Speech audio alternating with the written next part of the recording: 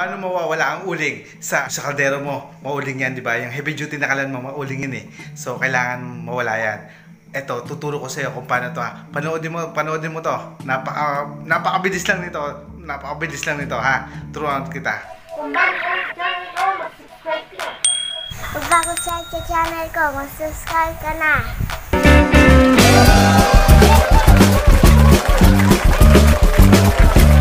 Usapang kala na naman tayo. Mayroon na naman akong bagong ituturo sa iyo, bagong i-share. At nagustuhan mo to, nakatulong to sa iyo, i-share mo sa iba para makatulong din sa iba ha. Siba, mabilisan lang turuan lang to. So, yan, meron tayo ditong kalan. Yan, heavy duty siya. Kung makikita mo tong, yan, kaldero malaking yan, ay talagang mauling. Uling talaga yan, no? Kasi yung pinaghihitan ko. Ayan, mauling talaga siya. So yan, ito yung kalan. Papansin natin, ayan. So, ito yung pinahidan ko. Yan yung kaldero. So, natin to. Itong flowers. Yan, pakita ko muna yung apoy. Okay, so buksan natin. Buksan natin. Pagkabukas. And then yun, mapapansin mo kahit naan natin may pula, ayun, may pula. So di masyadong kita. Tanggalin natin itong kaldero. Yan. Ayan.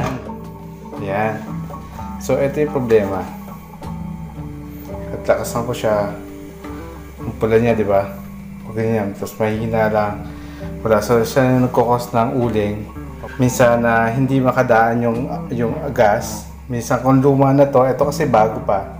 Kung luma na to, possible marami ng kalawang yan. So kailangan mo dyan, linis, titiktikin mo. Titiktikin mo siya ng bakal or baptilyo para mawala yung mga kalawang, para lumuwag yung daluyan. Dapat ganyan yung apoy, dapat niya. Pero pagka nilakasan mo, yan, napula ulit. So, kitang-kita naman natin kung gaano siya kapula. So, kahit lakasan ko, yan, ganyan nangyari. Pagka hininaan ko siya, yan, hininaan ko siya, yan, ganyan siya. Yan na, pula-pula pa rin. So, ano dapat gawin? Yan, ito po. Mapapansin nyo dito, meron dito parang screw. Ikot lang natin to. Kasi ang purpose na is yung dumalo yung hangin. Ito ay dito sa gitna. Ito ay dito. So, yan yung gitna. Ito yung gitna. Yan. Tapos hindi natin itong ano niya. Ito, pagka nilakasan ko, pula na. Pula talaga siya. Yan, pulang-pula. Tapos, lakasan ko. Lakas. Pula siya. Hinaan natin. Yan. So, ito naman, kabila. Ito. Dito yan. So, sindihan natin. Buhay mo natin. Ayan pa.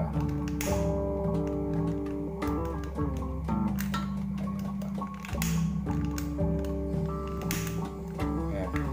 So, yan. Ganyan siya, oh. Pagka ganyan ng apoy, mauling yan sa kaldero. Sa mga ganito kaldero, huwag ka ganyan ng apoy, mauling yan. So, ano dapat gawin? Ayan, oh, pagka nilakasan mo, uling yan. So, ano dapat gawin? So, ang dapat gawin ay ganito.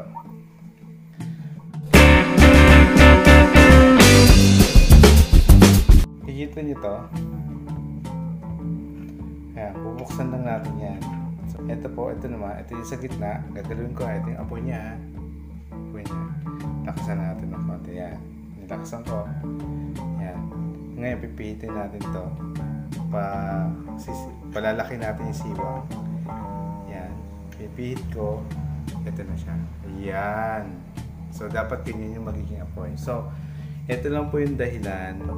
Ito yung purpose na para lumakas yung, maging blue flame siya. Kahit malakas. Ayan. Kahit malakas na. Yan. Pagka sinarado ko to, yan. Mangyayari dyan. Tinan nyo. Yan. Ito ang dahilan kung bakit nagiging napula ang kaldero. Ito ang dahilan kung bakit nagiging maitim. Bakit nagiging maitim ang kaldero mo? Siguro may nagpihit nito o nagalaw mo o na-conscious ka, baka pasukan ng ipis, pasukan ng putike. Yan. So, sana meron ka dito natutunan. Kitlaksan ko siya, blue flame pa rin siya. Yan.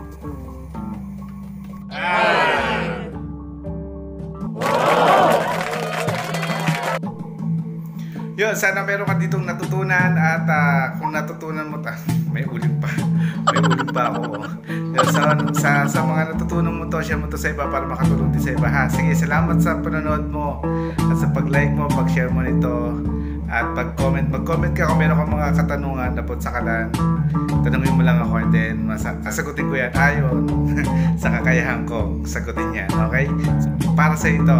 So para sa itong video na to, at alam kong nakatulong to sa iyo, at kung nakatulong to sa iyo, share mo to sa iba para makatulong din ha. Salamat sa panonood mo. Yo te la traigo de Cupey, de Vega Baja y de Santurce, de toda parte de Puerto Rico.